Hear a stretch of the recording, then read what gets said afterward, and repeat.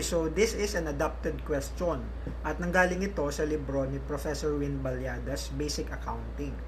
Okay, so basically, the same lang yung mga account titles, the same yung amount, binago ko lang yung petsa para maging up to date ito.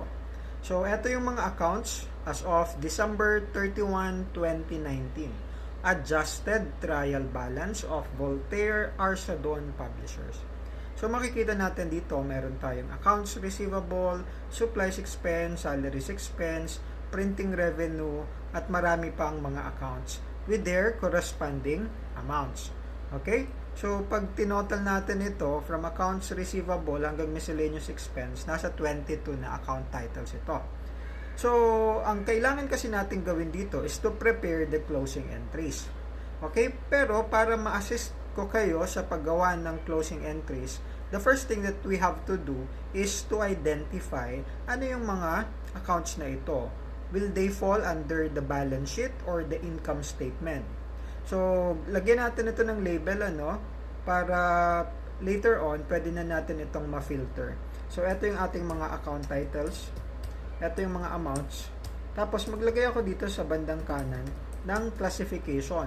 At yung classification natin, ito ba ay balance sheet, BS, o kaya naman income statement, IS. So, BS or IS. O, pag accounts receivable, for this one, ito ay balance sheet. Yung supplies expense mo, this is an income statement. Your salaries expense is income statement. Your printing revenue will fall under the income statement. Yung prepaid insurance, that is an asset, balance sheet. Yung depreciation expense, expense yan, income statement. Okay? Next tayo, we have the supplies. Ang supplies ay asset, that is balance sheet. Yung salaries payable mo, payable, that is a liability, balance sheet. Printing equipment, that is an asset, okay, long-term asset, that is balance sheet. Prepaid advertising, merong prepaid sa unahan, eto ay balance sheet item, asset account. Archadon withdrawals. Ang Archadon withdrawals, it will fall under the balance sheet kasi ito ay contra equity. Itag natin siya as BS. Interest payable, that is an obligation, that is a liability, kaya balance sheet. Cash mo, balance sheet dahil asset yan. What else do you got? Meron tayo ditong repairs expense, repairs expense, that is income statement. Accounts payable mo, that is a liability, lagay natin dito BS. Telephone expense, that is an IS. Utilities expense, IS. Unearned printing revenues, nakita mo yung term na revenues, pero dahil nakalagay sa unahan, unearned, that is a liability, kaya BS. Meron tayong interest expense, interest expense, so IS. Archadon capital is equity, BS.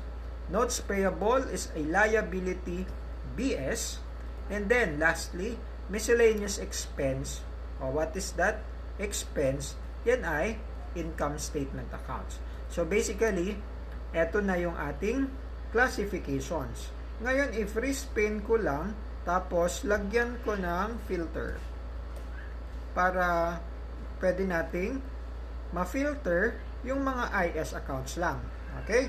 Explain ko lang kung bakit kailangan natin itong i-filter. Kasi we are using Excel file, so better i-shortcut natin. Pero kung mano-mano yan, kailangan mong i-select kada isa. Remember that when we are doing closing entries, meron tayong 4 steps. First one, close the revenue account to the income summary account. I-zero out natin yung revenue.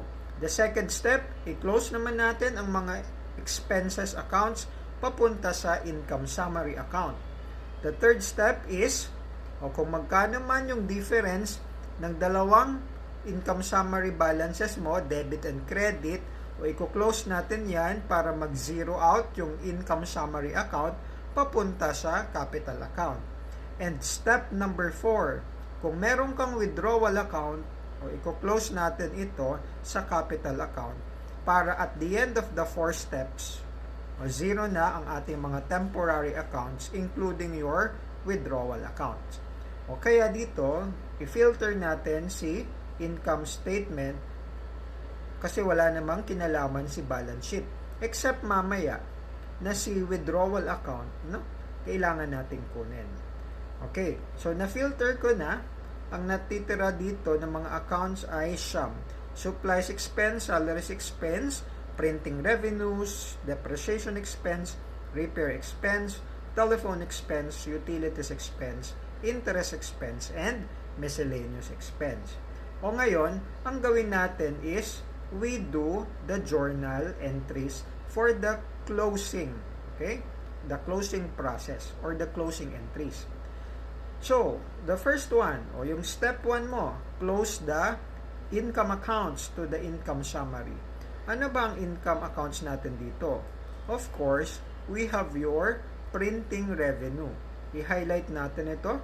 Do we have other revenue accounts? Wala na. The rest dito ay mga expenses accounts.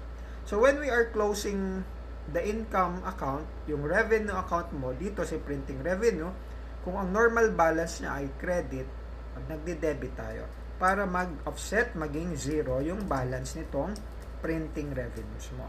Debit printing revenues o credit natin sa income summary account for the amount of 8,130,000. Okay? 8130.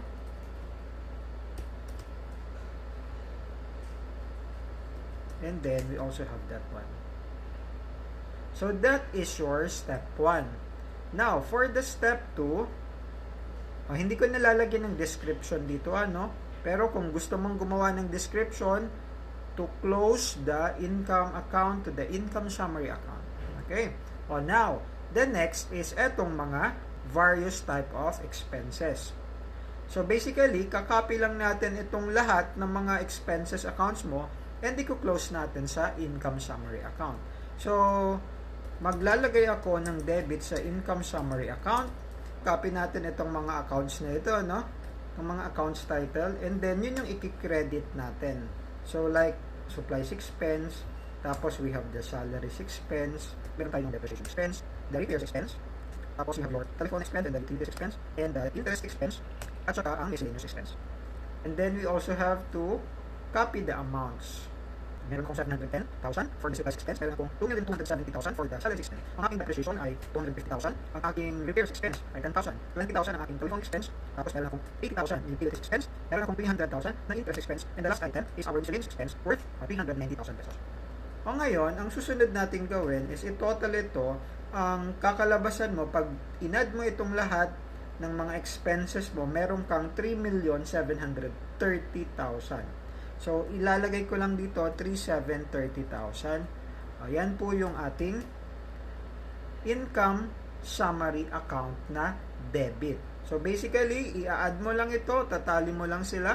Kung magkano yan, yan yung ipasok mo dito sa income summary account. And you have your step 2. Now, the step 3 is to close your income summary account to the capital account. Ngayon, kailangan natin ditong gumawa ng T account para guided ka, Kung sakali na medyo ikaw ay nalilito pa, meron tayo ditong T account for the income summary account. Okay? So, I have here a T account for the income summary. Anong gagawin ko? Dahil sa step 1, nag-credit ako ng income summary account, so copy ko dito si 8130. Now, sa second step, copy ko naman si 3730. Meron na ako ditong debit and credit side ni income summary. So, the next thing that I'll have to do is to get the difference. So, 8130 minus 3730, meron akong 4,400,000 na difference. So, ito yung balanse ni income summary account. So, kung meron ako ditong 4,400,000 credit side, para ma-zero out ko ito at walang magiging laman or walang matitira kay income summary account, o debit ko siya. Okay? Maglalagay ako dito ng 4,400,000. Okay? O, yun yung gagawin ko ngayon na debit. Kasi naka-credit siya kanina, di ba? Naglagay ako dito sa right side kasi yun yung difference. Remember yung practice natin 40 account. Pero dahil isi-zero out natin siya, tinanggal ko siya doon, nilagay ko sa debit side para pag gumawa tayo ng panibago, pag tinotal natin ito, this one is 8130 and the right side is 8130 din. So basically, magzi-zero out na ito. Wala nang matitira. Now, etong part na ito, this is your step number 3. Kasi, ito yung step 1 mo, ito yung step 2 mo, o ito yung step 3. So, therefore, ang step 3 natin is what? Debit ka ng income summary account, o copy ko lang itong nasa step 2, and then the capital account, which is Arzadon Capital. Sir, ano itong Arzadon Capital? O, para lang ma-verify natin kung ano itong Arzadon Capital, o this one. Okay? Arzadon yung pangalan ng proprietor. O, balik ko lang doon sa pagkaka-filter natin kanina para hindi masira yung nandito sa side. O, Arzadon Capital. Meron tayong debit na 4,400,000, tapos meron din tayong credit. Okay? So, that is our third step ng closing entry. After that, ayan, mag-zero out na itong income summary account mo. Na-zero out mo na ang iyong income account or the revenue account. Na-zero out mo na rin ang iyong expenses account. And then, zero out natin ngayon ang iyong income summary account. So, we have the 3 steps. Ngayon, ang 4th step is optional just in case merong balanse ang iyong withdrawal account. Okay. So, balikan natin itong classification. I-unfilter lang natin. Palabasin ko lang si BS or si balance sheet items. Hanapin lang natin si withdrawal account. Dahil dito, makikita mo, merong 1,500,000 si Arzadon withdrawals. O, kailangan natin itong i-zero out. 1,500,000. That will be your step 4 now. Okay? Para tanggalin si Arzadon withdrawal. Now, yung Arzadon withdrawal, the normal balance is debit kasi kontra equity yan. Para ma-zero out natin yan, kailangan nating i-credit siya at i-debit naman ngayon si Arzadon Capital sa halagang 1,500,000. Nasusundan? Can you follow? That is our 4th step.